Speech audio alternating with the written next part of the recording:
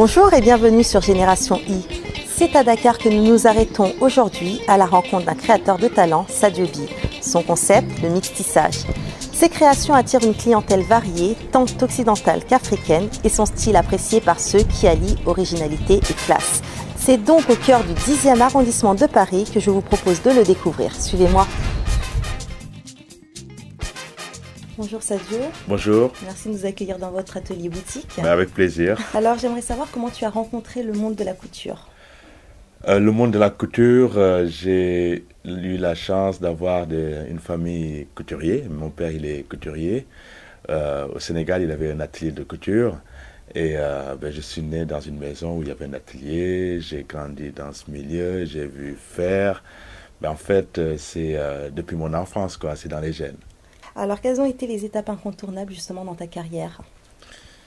Le fait d'être africain, de venir en France et de créer un réseau de personnes qui sont intéressées par l'esprit de mon travail, c'est-à-dire le mixtissage, le mélange du tissu africain sur des formes modernes. C'était incontournable d'arriver à créer une demande, quoi. Et la demande, je l'ai créée par des expos, par des défilés, par bouche à oreille. Et il fallait faire connaître déjà l'univers de mon travail. Et ça m'a pris un peu de temps, mais maintenant, c'est connu. Mais il fallait créer un réseau de personnes intéressées. Ça fait combien de temps exactement que vous êtes implanté sur Paris? Ça fait 15 ans. Ça fait 10 ans que je suis dans cet atelier, mais ça fait 15 ans que je suis créateur à Paris. Alors, comment tu travailles justement? Est-ce que tu as une équipe, tu es le seul couturier, ou alors tu as d'autres couturiers à qui tu fais appel pour pouvoir créer ces pièces? Comment ça se passe exactement? Les bases, c'est moi qui pense aux vêtements, c'est moi qui dessine aux vêtements, je fais le proto et je les coupe, je m'imprègne beaucoup dans mes vêtements. Par contre, il y a des personnes qui travaillent avec moi. Quand je sors un proto, quand je sors une collection, il y a des personnes je sous-traite avec des personnes, quoi. Alors, je vois qu'il y a un véritable mélange des matières. Est-ce que vous pouvez nous en parler un petit peu plus avec les différentes matières utilisées pour pouvoir créer le Sadio Bi, donc à la fois ethnique, à la fois occidentale? Oui, par exemple, là, vous avez une robe bustier mélangée de satin gabardine et de la soie. Là, vous avez le tissu imprimé africain, le batik, qui vient du Mali. Et l'idée de mon travail, c'est de mélanger les matières en elles-mêmes. Là, vous avez 3 matières. Vous avez du coton, du satin et de la soie. Et comme vous pouvez le voir aussi dans ma nouvelle collection, je mélange le tissu africain avec la paillette, je mélange le tissu africain avec d'autres matières. D'ailleurs, oui, comme vous pouvez le voir. C'est quelle matière exactement? Ça, c'est du bazin. Voilà, du bazin. C'est du coton. Ça se porte beaucoup en Afrique. C'est une matière qui est agréable à porter. Et puis, je les mélange avec du wax. Et ce qui est intéressant dans mon travail, ce qui fait l'identité de mon travail, c'est le mélange de l'uni et de l'imprimé.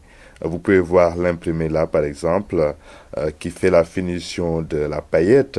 Je pense que le tissu africain, tout le monde peut le porter. Ça peut apporter de la joie dans nos vestimentaires. Après, il faut savoir le travailler. Il faut faire un travail de qualité pour que ça plaît, pour que ça puisse séduire tous ceux qui aiment les imprimés, quoi. Est-ce que vous avez justement une clientèle type? Mes clients, c'est très mélangé. J'ai les personnes qui aiment la mode, qui viennent parce que les modèles sont originaux. J'ai aussi des personnes qui sont issues de l'immigration, qui vivent ici, qui ont envie de porter le tissu africain, mais qui n'ont pas toujours la chance de trouver les modèles qui sont faciles à porter. Et j'ai aussi les personnes qui ont l'affection pour l'Afrique et qui viennent pour l'imprimer et puis pour l'univers aussi. Mais en fait, c'est très mélangé, quoi. C'est ça aussi qui fait mon originalité parce que je travaille la matière comme du prêt-à-porter mode, très mode parisien. Et il y a ce côté-là aussi culturel. C'est pour ça que je touche un public vraiment diversifié. Alors, quels sont tes projets à venir, tes actualités? Mon actualité, c'est de développer le prêt-à-porter. Je pense que il est temps. Depuis le temps que je fais ça, j'ai rencontré beaucoup de monde. J'ai rencontré des personnes qui sont demandeurs de cet univers, de cet esprit de travail, mixetissage. Et je suis en train de travailler là-dessus. Je vais faire du prêt-à-porter qui se verra un peu partout en Europe, aux États-Unis et en Afrique. C'est dans mes projets. Puis j'espère un jour retourner au pays et puis apporter quelque chose avec l'expérience que j'ai, apporter une certaine échange avec les gens localement en Afrique. Merci Sadio. Merci à vous de venir et puis de m'inviter. Lorsque l'Afrique rencontre l'Europe, cela donne Sadio Bi. Pour plus d'informations sur son atelier, rendez-vous sur www.sadio-bi.com. À très bientôt sur Génération I.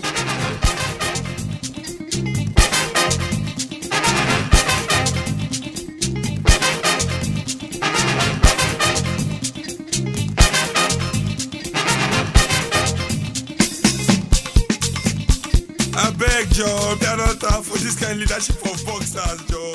We don't fight themselves.